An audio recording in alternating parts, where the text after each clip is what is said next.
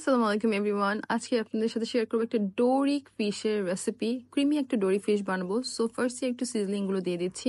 Normally ডোরি ফিশের মধ্যে তেমন কোনো সিজলিং যায় না, জাস্ট ব্ল্যাক পেপার আর সল্ট দিলে হয়, বাট আমি একটু ফ্লেভারফুল করতে চাচ্ছিলাম। তার জন্য আমি এখানে অ্যাড করেছিলাম ব্ল্যাক পেপার, অনিয়ন পাউডার আর গার্লিক পাউডার আর হচ্ছে প্যাপ্রিকা পাউডার, আর সাথে তো অবভিয়াসলি সল্ট আছে। জাস্ট এই কয়টা জিনিস দিয়ে আমি এটাকে ভালো করে একটু মিক্স করে নিব। আমি কি কি ইনগ্রিডিয়েন্ট অ্যাড করছি আমি সব ডেসক্রিপশনে দিয়ে দেবো এবং ভিডিওতেও আমি মেনশন করে দিব। তারপর এখানে আমি একটু কর্নফ্লাওয়ার অ্যাড করবো যাতে ডোরি ফিশটা ভাজার সময় ভেঙে না যায়। যদিও আমি এটাকে ডুবো তেলে ভাজবো না, অল্প একটু বাটারের মধ্যে শুধু আমি এটাকে ভেজে নিব। এই ফিশগুলোতে এমনি একটু নরম হয়, দেখা যায় বেশিক্ষণ ভাজতেও হয় না। এপিট ওপিট আর কি 2-3 মিনিট করে ভাজলে দেখা যায় খুব সুন্দর ক্রিমি একদম সফট একটা টেক্সচার চলে আসে।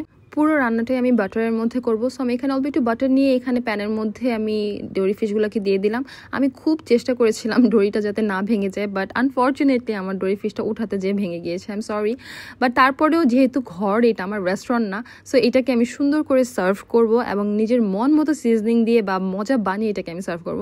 সো ডোরি ফিশটা ভাজা হয়ে গেছে। সেম প্যানের মধ্যে আমি এখন আবারও বাটার দিয়ে গার্লিক দিয়ে দিলাম, কারণ একটা গার্লিক সস বানাবো।